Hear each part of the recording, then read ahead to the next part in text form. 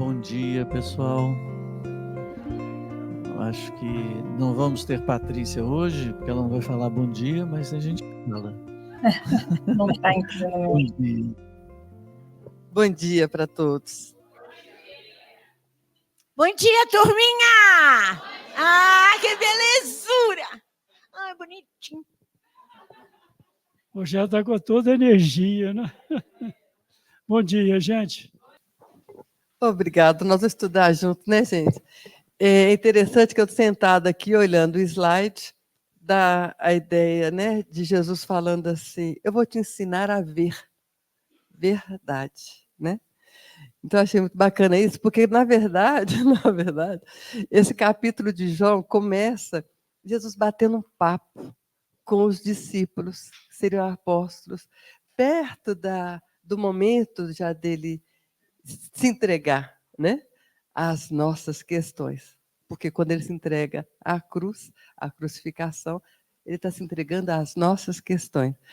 Então, vamos nos imaginar aqui com Jesus, porque ele está. Ele afirmou que quando 2 ou mais pessoas estivessem reunidas em nome dele, ele estaria presente. Então, é fato que ele está aqui.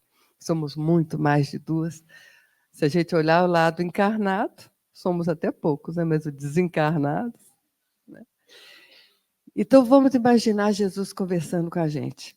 E ele começa lá falando, credes em Deus, credes também em mim. Né? Está logo lá no João 14:1. Credes também em mim.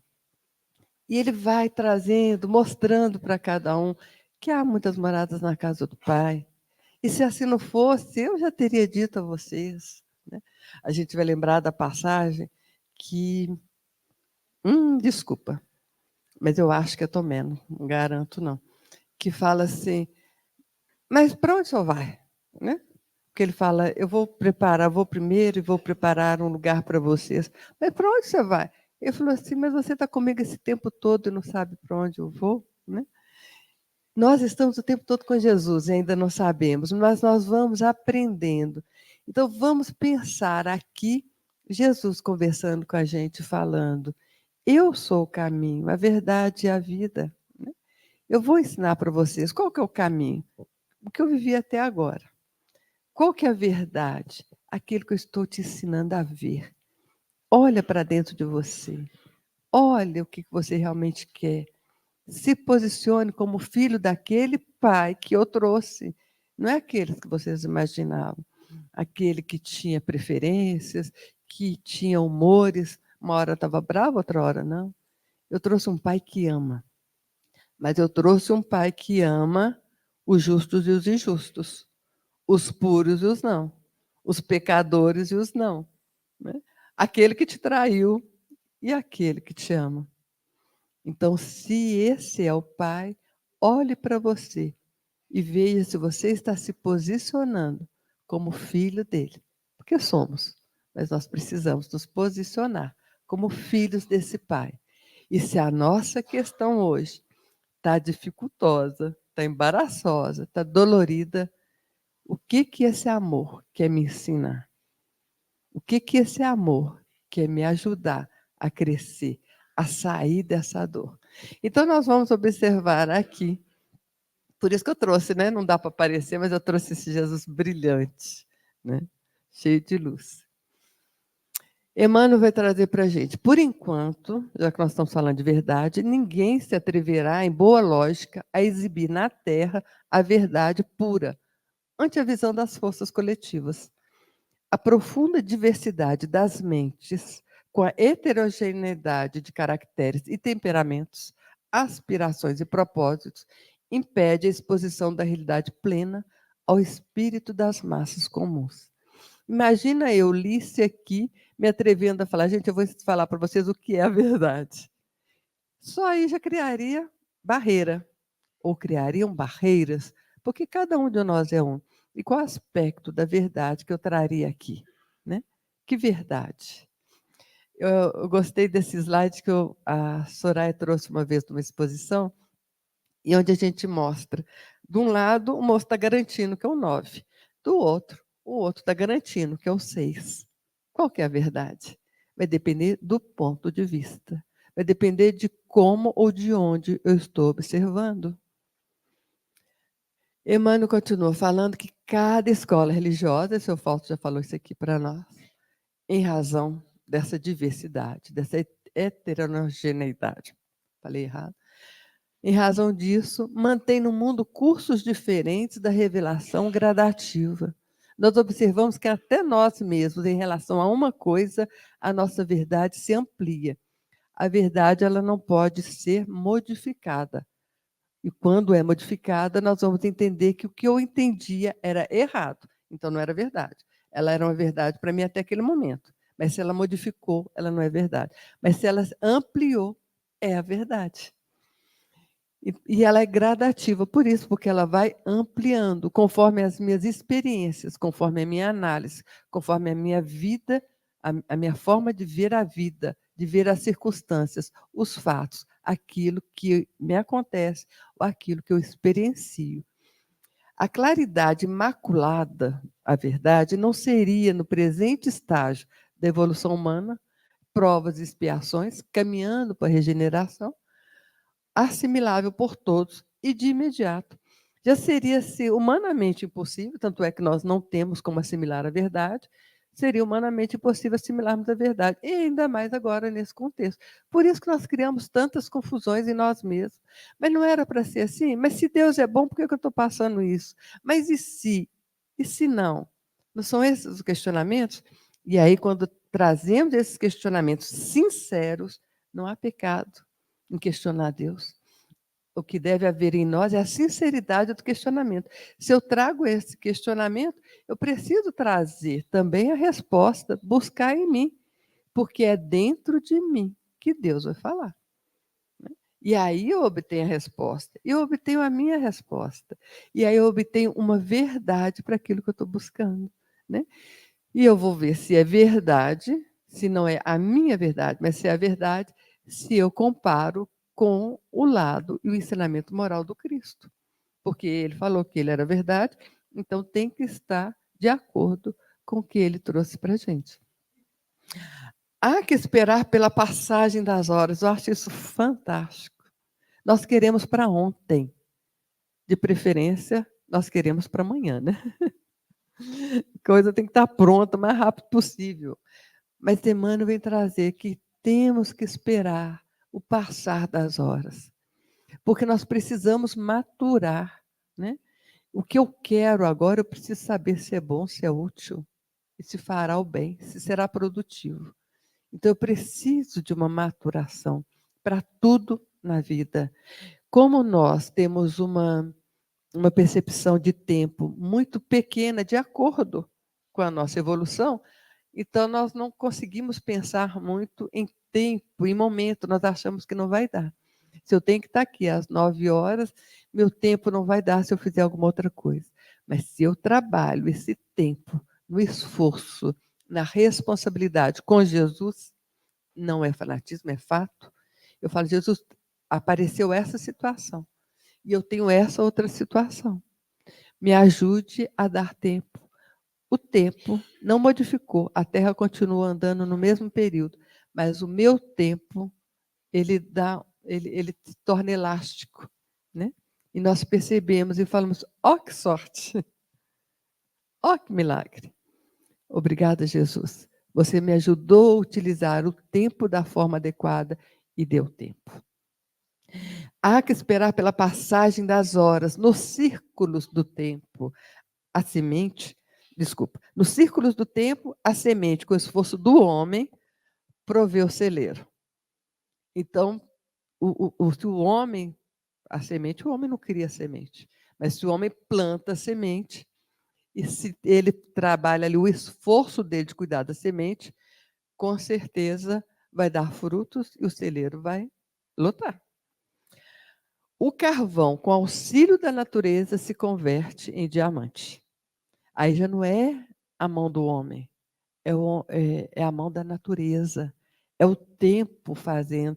E eu estava pensando, vindo para cá e pensando, e eu realmente eu ia olhar quanto tempo que precisa para o carvão se tornar diamante, mas acabou que eu não deu tempo de buscar lá no tio Google. Mas eu consigo imaginar um carvão né? Aquela coisa ressequida que já foi queimada, parece que já extraiu a vida. E ele se transforma em algo tão duro, tão resistente e tão valioso. Não foi por acaso que Emmanuel traz essas duas comparações. Porque a semente, por mais que ela tenha potencial, muita força, ela é extremamente frágil. E ela vai precisar do homem para que ela possa frutificar. Nem todas as sementes, vocês vão falar. Não, nem toda semente. Muitas das sementes, elas vão usar do tempo, da própria natureza.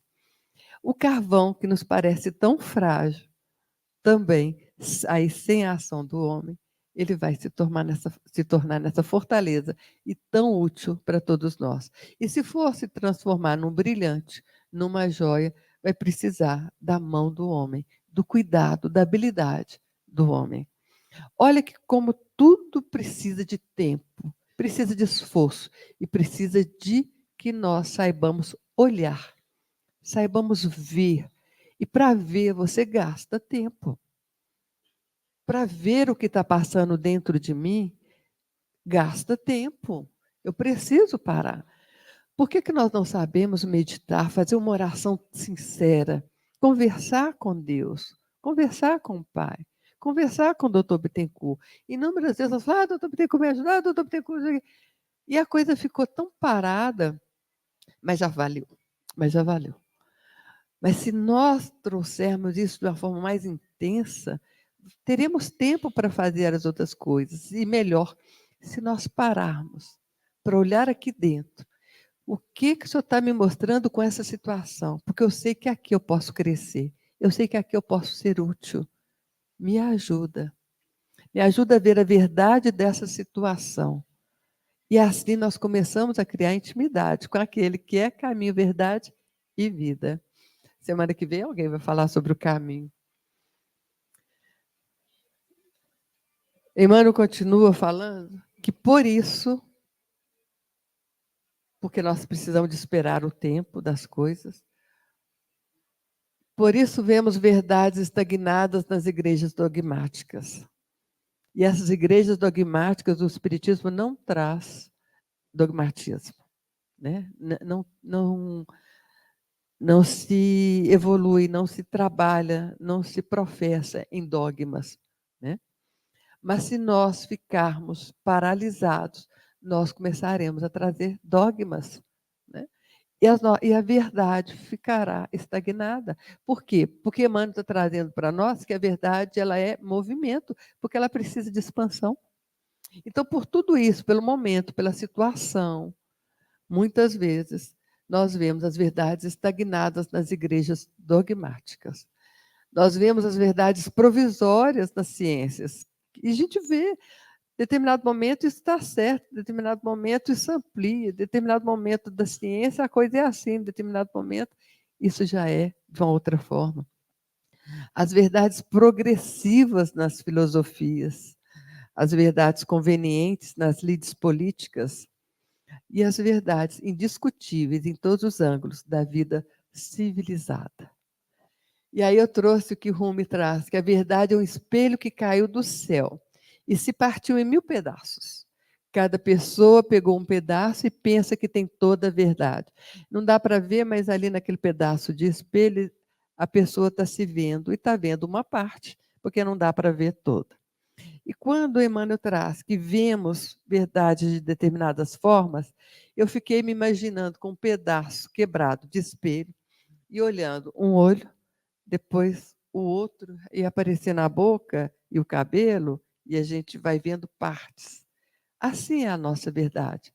Por isso que nós precisamos, para analisar a verdade que é Jesus, parar e analisar, né? E questionar. Jesus, tem certeza que o que o senhor está falando é isso mesmo? E vamos analisando como se a gente estivesse pegando esse pedaço de espelho e vendo por outro ângulo. Ah, então eu achei que era só um olho, porque eu não tinha visto que o rosto tem 2 olhos. Ah, mas também tem o nariz, a boca e o pescoço. Então, nós vamos, com a análise, observando que existe algo mais. É a nossa verdade, a nossa, amplia, porque a verdade está lá. O ser humano, o rosto, ele tem uma definição. Assim, para as nossas questões, para os nossos problemas, para as nossas doenças, nós precisamos ampliar, né? Se precisar, até colar pedaços de espelho, para que a gente possa realmente entender e sair aquela mesmice, daquele vitimismo, daquela dor, né? Ainda que a dor continue doendo, mas eu posso sair melhor, com mais força e mais coragem, porque existe um rosto completo por trás daquele pedaço que eu estou vendo. Então, existe saúde e vida, independente da dor que eu esteja passando ou vivenciando no momento.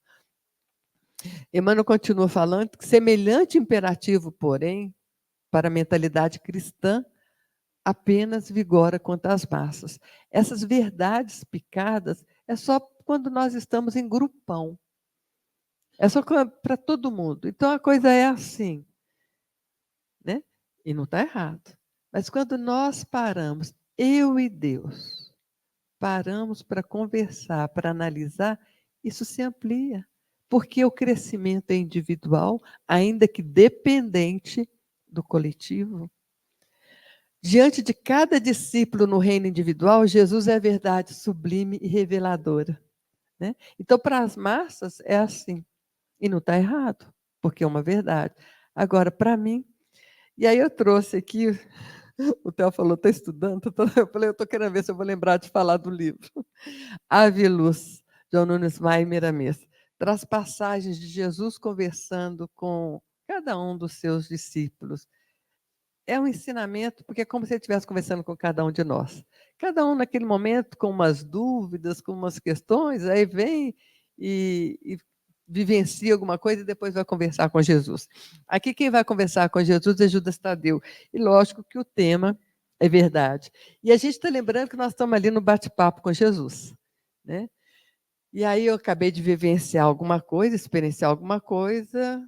Jesus vem e fala para nós todos, mas assim, Jesus, tem uma questão, e Jesus vai conversando com a gente. E o interessante é que eles trazem cada uma dessas passagens, e que o doutor Bittencourt sempre fala para a gente consegue perceber, é que quando nós começamos esse momento de intimidade, porque quando a gente começa a pensar e conversar com eles, nós estamos criando intimidade. E que eu vou começar a falar um negócio com Jesus, já vem a resposta.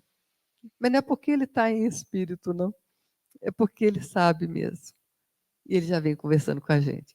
Então, o Judas Tadeu vem falando sobre a verdade, sobre as coisas aqui com Jesus, vale a pena ler depois. E Jesus fala para ele, Tadeu, a verdade, na sua expressão maior, é Deus.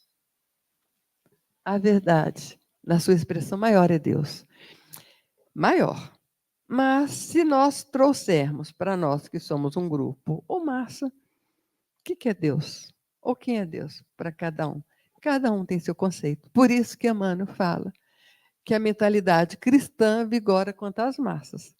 E quando a gente, vou lembrar, pegar o gancho aqui que o seu Fausto falou com o Espírito sobre se eu não conheço Jesus, eu não estou salva, né? Se Jesus é o governador do planeta, todos aqueles que vieram falar verdades, falar coisas boas, vieram trazendo o ensinamento dele. Então, é óbvio, né? Foi isso que o seu Fausto falou, é óbvio que não precisa de estar com o nome de Jesus, tem que estar nos preceitos que ele nos ensinou, né? Então, diante de cada discípulo, de cada um de nós, a verdade vai ser sublime e reveladora. Dá aquela eureka na gente, sabe? Então é isso, eu posso até não concordar, eu posso até não gostar, porque a gente quer prato pronto, né? A gente quer um PF feito pelo chefe de estrela. Vou falar o nome, não vai que eu erro. Ah, vocês falaram por mim. Mas eu quero um PF, quero barato, pronto, como é que seja dele, não é? Assim que a gente quer. Assim também nós queremos, a verdade sublime e reveladora sem esforço da nossa parte. Não tem isso. Porque nós estamos no aprendizado de nos tornarmos aquilo que Jesus falou que nós já somos em semente, né? Em propósito divino. Somos deuses, mas nós temos que assumir isso. Porque, por enquanto, a maioria de nós, talvez eu deveria falar eu só, né? Não posso falar em nome das pessoas, somos crianças birrentas. eu não quero essa experiência. Eu já vim para cá implorando para que eu tivesse essas experiências, para que eu me torne pessoas e espíritos mais fortes. Mas ninguém me falou. Mas agora nós sabemos. Mas eu não quero. Eu não quero sofrer assim. Eu não quero ver quem eu amo sofrendo assim. E a gente sabe que as dificuldades estão aí para que nós possamos crescer. E talvez a fala deveria ser: dai-me força para passar por essas questões da melhor forma e ajudar o outro. É exercício. Ou esforço, que Emmanuel falou, né? Então, todo aquele que descobre a luz bendita da verdade reveladora, absorve-lhe os raios celestes transformadores. Quando vem a eureka, não dá para não transformar. Quando você sabe o negócio, tocou aqui dentro, você sentiu, o sorriso vem, a felicidade vem, a alegria de você falar assim: Jesus, eu te escutei. Ainda não sei qual que é o som da sua voz, mas eu sei que foi você que falou isso para mim, né? Não tem como não nos transformarmos.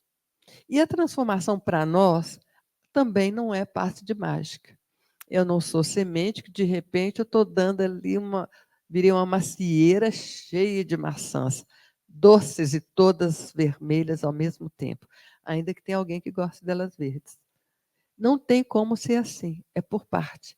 Então foi reveladora, foi sublime, foi transformadora, mas vai exigir de mim o quê? Perseverança, esforço. Porque eu saí daqui feliz da vida, com aquilo que eu descobri, com uma coisinha pequenininha, que pensa, não, eu sei, eu vou dar conta. Logo ali na frente acontece alguma coisa, eu atuo, eu ajo, eu reajo, como se eu não tivesse tido essa revelação, muito menos essa transformação. Só que, como já está aqui e aqui, eu vou ver que eu posso voltar atrás e falar: não, Lícia, você não está mais nesse caminho. Vamos por aqui. O outro vai falar: está vendo, não mudou nada. Problema do outro. Com todo respeito, problema do outro. Mas se eu voltei atrás e vou fazer de novo da melhor forma e com Jesus, eu estou com essa, absorvendo e mostrando esses raios celestes transformadores em mim, mostrando para ele. O que importa? Né? O esforço tem que ser nosso. Emmanuel continuou falando que começa, então, a observar a experiência sobre outros prismas. Lembra quando a gente pega um pedacinho do espelho e olha? Né? É pegar o pedacinho e falar assim: gente, a vida é mais que isso, é muito maior do que isso. Quando a gente pensa: eu não quero ser santo porque santo sofre.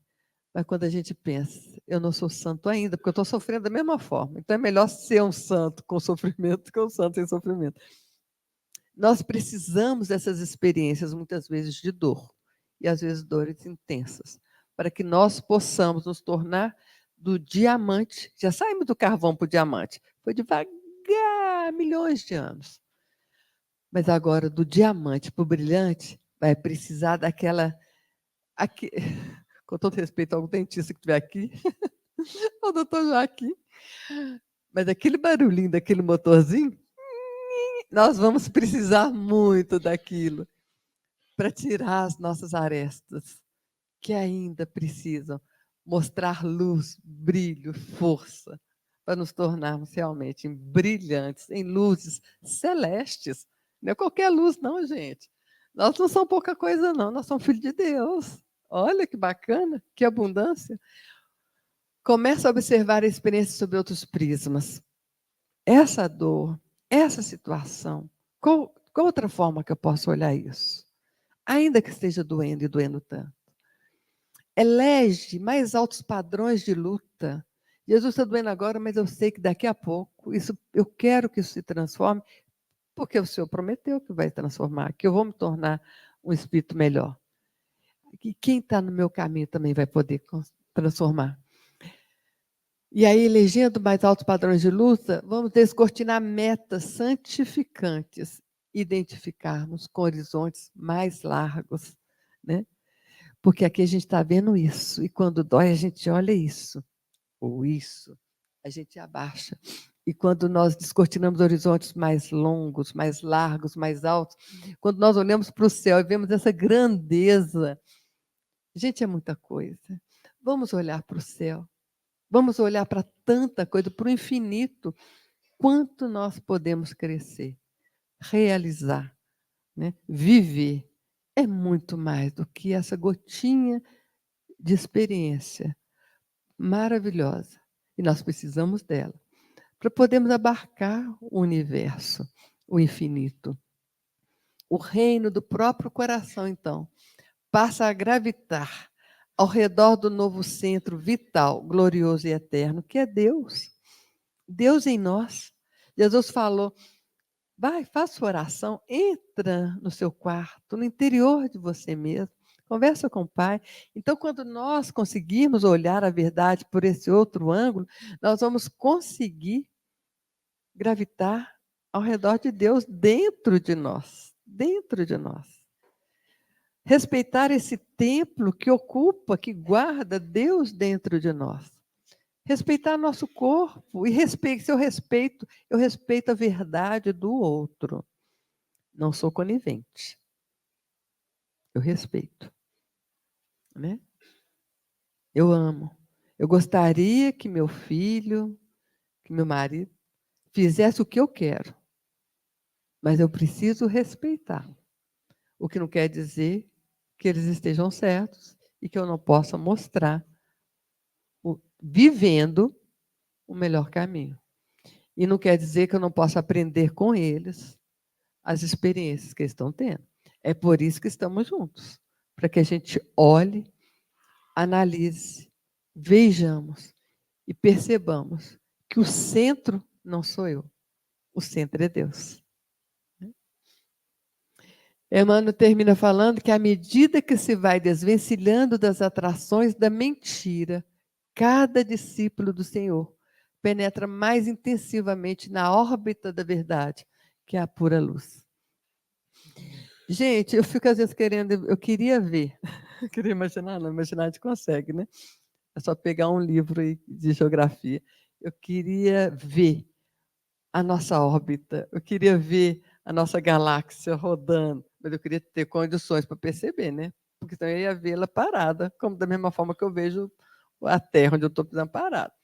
Quando dá o problema da labirintite, a gente consegue perceber que a Terra está rodando, né? E aí a gente quer parar de ver que a Terra está rodando rapidinho, que não é nada bom. Porque nós ficamos orbitando, imagina a imensidão, né? Imagina a imensidão dos planetas.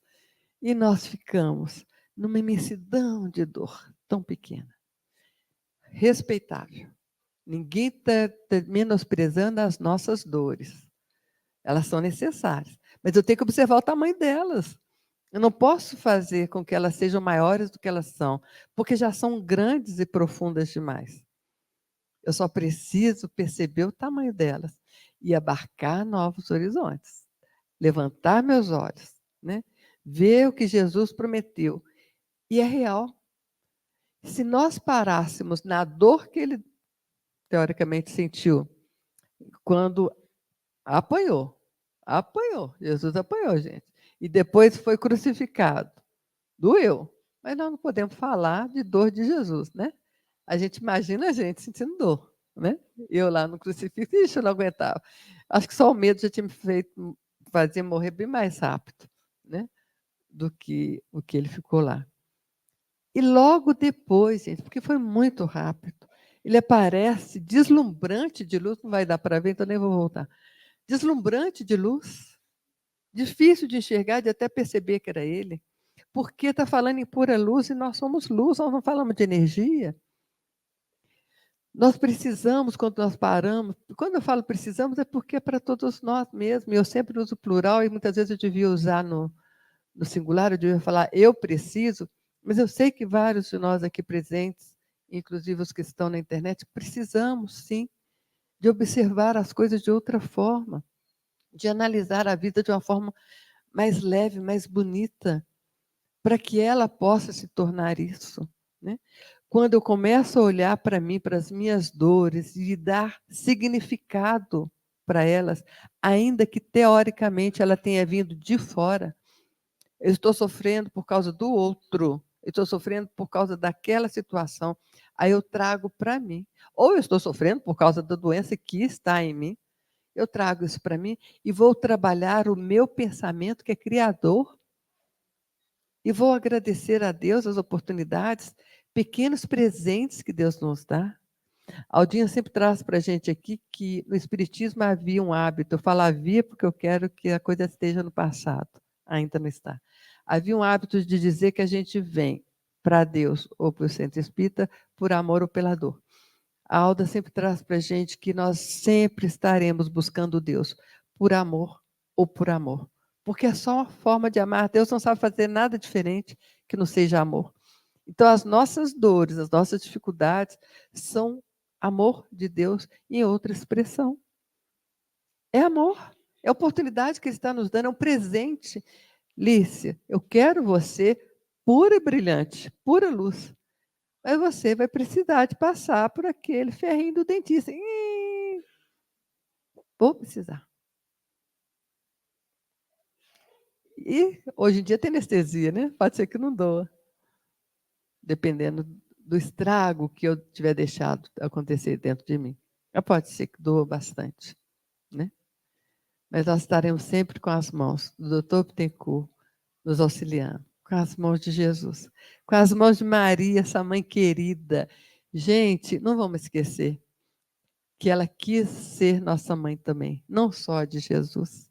Ela quis abraçar a tarefa de Jesus e falou assim, deixa meu filho, que eu vou cuidar dos seus filhos também. Né? Quando eu falo que nós somos filhos de Jesus, nós não estamos aqui falando que Jesus e Deus é a mesma coisa, porque nós sabemos que não é. Deus é o nosso Pai, inclusive Pai de Jesus. Mas Jesus é o responsável por nós. Então, quem chama Jesus de Pai, não tem problema não. Nós chamamos o Dr. Bittencourt de Pai, nosso paizão. Né? Uma coisa é como nós fazemos, outra coisa é como nós entendemos. Então, vamos aproveitar que nós temos essas verdades em nós. Esse carinho, esse amor. Esse carinho, esse amor, para nos fazer cada vez melhores, né? Para nos fazer tomar conta dessa verdade que já existe em nós só precisamos de vê-la. E cada vez mais temos a capacidade de poder abarcar a verdade que é Deus. Kardec nos traz na Revista Espírita de 1858 que a verdade é como vapor. Quanto mais se comprime o vapor, tanto maior será a sua força de expansão. Então, quanto mais eu estiver negando a verdade, mais ela estará próxima a mim. E quando eu perceber isso, quando eu lembrar disso, vai ser mais fácil, inclusive, eu ver o que significa essa verdade nesse momento. Que Jesus nos abençoe, como diz a Aldinha, sabemos que Ele abençoa, mas como vale a pena pedir, que Ele abençoe cada vez mais esse momento de tratamento. Que o Dr. Bittencourt ache acesso nos nossos corações, nos nossos pensamentos, para que Ele possa realizar tudo aquilo que Ele quer, que é muito mais do que o que nós desejamos.